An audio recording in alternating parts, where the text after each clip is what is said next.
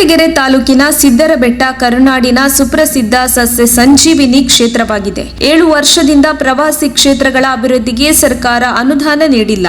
ರಾಜ್ಯ ಸರ್ಕಾರ ಮತ್ತು ಪ್ರವಾಸೋದ್ಯಮ ಇಲಾಖೆ ವಿಶೇಷ ಅನುದಾನದ ಅಭಿವೃದ್ಧಿಗೆ ವಿಶೇಷ ಯೋಜನೆ ರೂಪಿಸಬೇಕಿದೆ ಎಂದು ಮಾಜಿ ಡಿಎಂಸಿ ಡಾಕ್ಟರ್ ಜಿ ಪರಮೇಶ್ವರ್ ಆಗ್ರಹಿಸಿದರು. ಕೊರಟಗೆರೆ ತಾಲೂಕಿನ ಚನ್ನರಾಯನದುರ್ಗ ಹೋಬಳಿಯ ಸಿದ್ದರಬೆಟ್ಟದಲ್ಲಿ ಪ್ರವಾಸೋದ್ಯಮ ಇಲಾಖೆಯಿಂದ ಮಂಗಳವಾರ ಏರ್ಪಡಿಸಲಾಗಿದ್ದ 50 ಲಕ್ಷ ಕಾಮಗಾರಿಗೆ ಚಾಲನೆ ನೀಡಿ ಅವರು ಮಾತನಾಡಿದರು. ಕರ್ನಾಟಕ ರಾಜ್ಯದ ಮುಖ್ಯಮಂತ್ರಿಗಳಾದ ವೀರೇಂದ್ರ ಪಾಟೀಲ್, ಕೆಂಗಲ್ ಹನುಮಂತಯ್ಯ, ಡಿ ದೇವರಾಜ್ ಅರಸ್, ಸ್ಪೀಕರ್ ನಾಗರಾಜ್ ಅರಸ್ ಸಿದ್ದರಬೆಟ್ಟ ಪುಣ್ಯ ಶ್ರೀ ಕ್ಷೇತ್ರದಲ್ಲಿ ತಿಂಗಳುಗಟ್ಟಲೆ ಇದ್ದು ಆಯುರ್ವೇದ ಔಷಧಿಗಳಿಂದ ಆರೋಗ್ಯ ಸರಿಪಡಿಸಿಕೊಂಡು ಹಿಂತಿರುಗಿರುವ ಸಾಕಷ್ಟು ಉದಾಹರಣೆಗಳಿವೆ. ಸಸ್ಯ ಸಂಜೀವಿನಿ ಕ್ಷೇತ್ರದ ಗಿಡಮೂಲಿಕೆ ಔಷಧ ಗಿಡಗಳ ರಕ್ಷಣೆಯು ರಾಜ್ಯ ಸರ್ಕಾರದ ಪ್ರಮುಖ ಕರ್ತವ್ಯವಾಗಿರುತ್ತದೆ. ಭಾರತ ದೇಶದಲ್ಲಿಯೇ ವಿಶೇಷ ಶಕ್ತಿಯುಳ್ಳ ಪ್ರವಾಸಿ ಕ್ಷೇತ್ರಗಳನ್ನು ಅಭಿವೃದ್ಧಿಪಡಿಸುವುದು ಅತಿ ಮುಖ್ಯ ಆಗಿದೆ ಎಂದು ತಿಳಿಸಿದರು.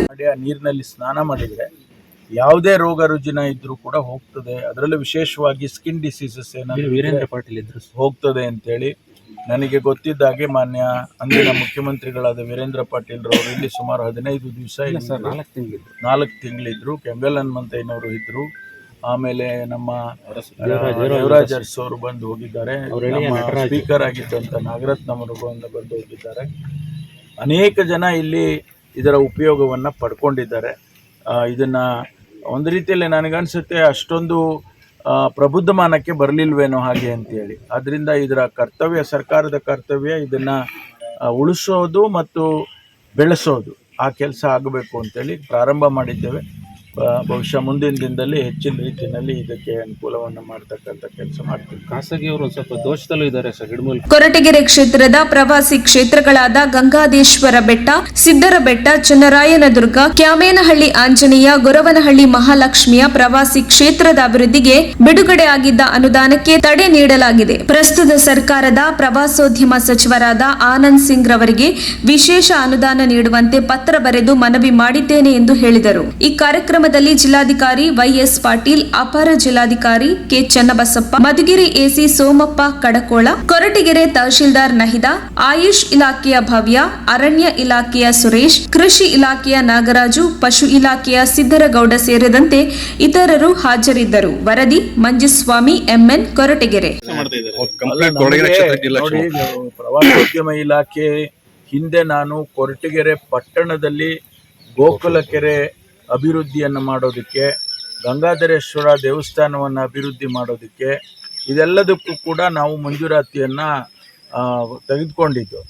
ಆದರೆ ದುರ್ದೈವ ಬಂದಂಥ ಸರ್ಕಾರಗಳಲ್ಲಿ ನಮಗೆ ಉತ್ತೇಜನ ಸಿಗಲಿಲ್ಲ. ನಮಗೆ 2.5 ಕೋಟಿ ರೂಪಾಯಿ, 2,85,00,000 ರೂಪಾಯಿ ಆ ಗೋಕುಲ ಕೆರೆ ಅಭಿವೃದ್ಧಿ ಮಾಡೋದಕ್ಕೆ, ಸುಮಾರು 65 ಲಕ್ಷ ರೂಪಾಯಿ ಗಂಗಾಧರೇಶ್ವರ ದೇವಸ್ಥಾನ ಅಭಿವೃದ್ಧಿ ಮಾಡೋದಕ್ಕೆ ಇದಕ್ಕೆಲ್ಲ ಮಂಜೂರಾತಿ ಆಗಿದ್ದು ಕೂಡ ವಿತ್ಹೆಲ್ಡ್ ಮಾಡಿಬಿಟ್ಟಿದ್ದಾರೆ. ನಾನು ಈಗಾಗಲೇ ಪ್ರಸ್ತುತ ಪ್ರವಾಸೋದ್ಯಮ ಇಲಾಖೆ ಸಚಿವರಾಗಿರ್ತಕ್ಕಂಥ ಆನಂದ್ ಸಿಂಗ್ ಅವರ ಹತ್ರ ಮಾತನಾಡಿದ್ದೆ. ಪತ್ರವನ್ನು ಕೂಡ ಈಗಾಗಲೇ 1 ವಾರದ ಕೆಳಗೆ ಪತ್ರವನ್ನು ಕೂಡ ಕೊಟ್ಟಿದ್ದೇನೆ. ಪುನರ್ ಪರಿಶೀಲನೆ ಮಾಡಿ ನಮಗೆ ಅದನ್ನು ಮಂಜೂರಾತಿ ಮಾಡಿಕೊಡಿ ಅಂತೇಳಿ ಮೊನ್ನೆ ಅಸೆಂಬ್ಲಿನಲ್ಲಿ ಅವರು ಸಿಕ್ಕಿದ್ರು ನನಗೆ. ಅವರಿಗೆ ನಾನು ಮನವಿಯನ್ನು ಮಾಡಿಕೊಂಡಿದ್ದೇನೆ ಪತ್ರದ ಮೂಲಕ.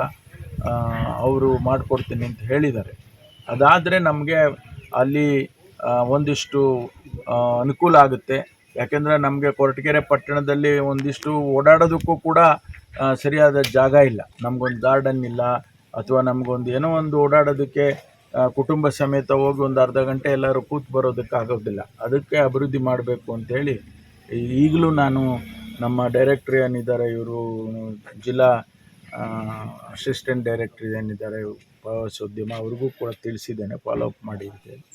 ಸರ್ಕಾರದ ಹಂತದಲ್ಲಿ ನಾನು ಮತ್ತು ಒತ್ತಾಯವನ್ನು ಮಾಡ್ತೇನೆ.